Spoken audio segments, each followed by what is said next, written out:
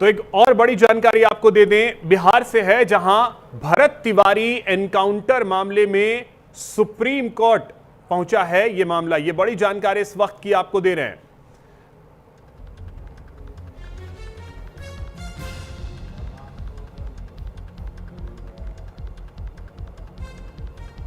Encounter पर कई सवाल खड़े हो रहे हैं। सुप्रीम कोर्ट की निगरानी में निष्पक्ष जांच कराने की मांग की गई है। एनकाउंटर में शामिल पुलिसकर्मियों पर एफआईआर की मांग की गई है। मौके पर मौजूद अधिकारियों को भी जांच के दायरे में लाने की मांग की गई है।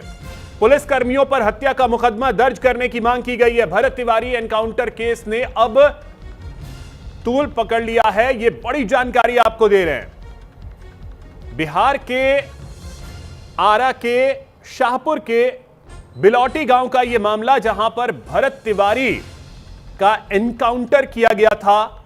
और अब जो जानकारी आ रही है, इस एनकाउंटर मामले में सुप्रीम कोर्ट की निगरानी में जांच कराने की मांग की जा रही है।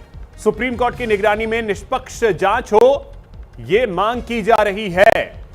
और जो पुलिसकर्मी हैं जिन्होंने एनकाउंटर किया, उनके ऊपर एफआईआर किए जाने की मांग लगातार की जा रही है। तो यह बड़ी खबर, फिलहाल यह मामला थमता नजर नहीं आ रहा है।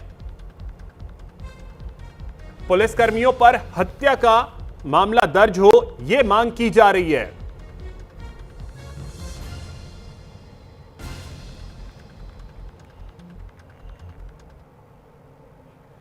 बिहार के आरा में भरत भूषण तिवारी एनकाउंटर ने बिहार में नया विवाद खड़ा कर दिया है। सोशल मीडिया पर लाइव वीडियो, पुलिस की कार्रवाई, मौत के बाद उभरे सवाल और फिर परिवार पर दर्ज मुकदमे। मामला लगातार उलझता जा रहा है।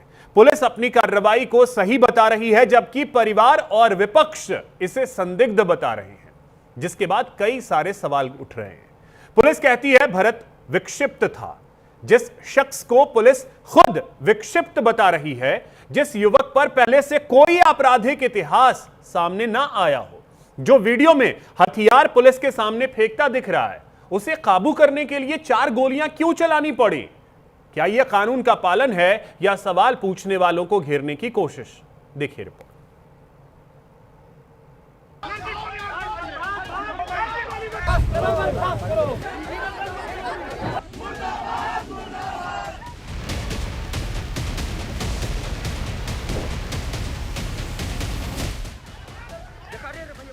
ये तस्वीर बिहार के आरा में उस अंतिम यात्रा की है, जिसमें शव किसी शहीद का नहीं, किसी नेता का नहीं, किसी ऐसी शख्सियत का नहीं जिसने समाज पर अपना प्रभाव छोड़ा, बल्कि उस शख्स का है जो व्यवस्था का विद्रोही बना। और उस विद्रोह की आड़ में उसने एक ऐसा टेढ़ा रास्ता पकड़ लिया जो व्यवस्था के पैरोकारों को नागवार गुजरा।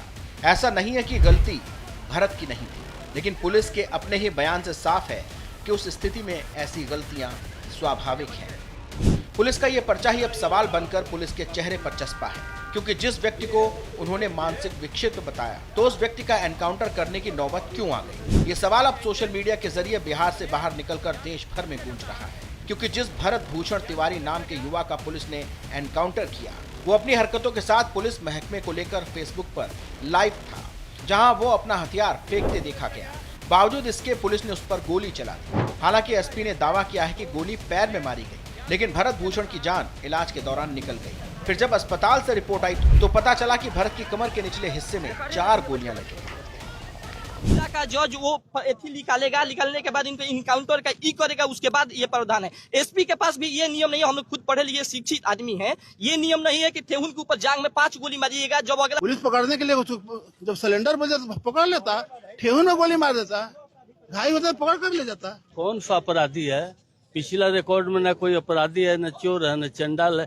ये तो समाज सेवा कर रहा है, तो ये अन्याय हुआ है। इस अन्याय को जनता को जवाब देना होगा। मांग है कि प्रशासन को जो है कि इसका उचित न्याय दिया जाए। प्रशासन गलती किया, प्रशासन इस सजा को भोगेगा। भरत की मौत की खबर मिलते ही हंगामा मच गया। लोग शव के साथ प्रदर्शन करने उतर आए। आरा बक्सर रोड जाम कर दिया। परिवार इंसाफ की गुहार लगा रहा है और पुलिस इस मामले में जो कार्रवाई कर रही है वो उलट है। उसने भरत के पिता काशीनाथ तिवारी और भाई चंदन तिवारी पर ही मुकदमा दर्ज कर दिया है। पुलिस का आरोप है कि दोनों ने भरत भूषण तिवारी को संरक्षण दिया, उसके पास मौजूद कथित अवैध हथियारों को छिपाने में सहयोग किया। यह प्राथमिकी शाहपुर थाना में दर्ज की गई है। पुलिस का कहना है कि जांच के दौरान ऐसे तथ्य सामने आए हैं जिनके आधार पर दोनों के विरुद्ध कार्रवाई की गई है। इसके अलावा पुलिस ने इस हमले में एक और एफआईआर दर्ज की है। इसमें 14 नामजद लोगों के साथ 50 अज्ञात लोगों पर केस दर्ज किया गया है। इसके अलावा कहा जा रहा है कि एक और एफआईआर दर्ज की गई है। इस मामले में एक एफआईआर परिवार की तरफ से भी की गई है, लेकिन उस पर कोई कार्रवाई हुई ये जानकारी नहीं दी गई। हालांकि पुलिस की दलील से सियासत सहमत नहीं है। यही वजह है कि इसमें न्यायिक या एसआईटी जांच की मांग की जा रही है। अब जरा 2-3 वीडियो देखिए। तीसरे वीडियो में भरत बता रहा है कि बाढ़ प्रभावित परिवारों को ऊंचे स्थानों पर बताने के लिए सरकारी फंड दिया गया, जिसे लेकर उसे कोई शिकायत रही। इसी वीडियो को उसने सोशल मीडिया पर पोस्ट किया और किसी सरकारी अधिकारी का एनकाउंटर करने की बात कही। यहीं से आरा पुलिस एक्शन में आई और बेलौटी गांव में उसके घर पहुंच गई। जिसके बाद क्या हुआ, बाकी दोनों वीडियो से साफ है। भरत तिवारी पर पहले से कोई आधिकारिक केस नहीं था, ये दावा परिवार ने किया है। पुलिस खुद भी उसे विक्षिप्त मान चुकी है। हालांकि पुलिस ने दावा किया कि वो हवाई फायरिंग कर रहा था, यानी सीधे पुलिस पर भी हमला नहीं, हथियार भी फेंकते देखा ही गया। फिर भी उस पर काबू पाने के लिए पुलिस को 4 गोलियां खर्च करनी पड़ी। ये हालात नहीं, सवाल है, जिसका जवाब निष्पक्ष जांच से मिलेगा। ये भरोसा बिहार पुलिस और सरकार को दिलाना है। Bureau report, news 18। एक बड़ी जानकारी आपको दे दें।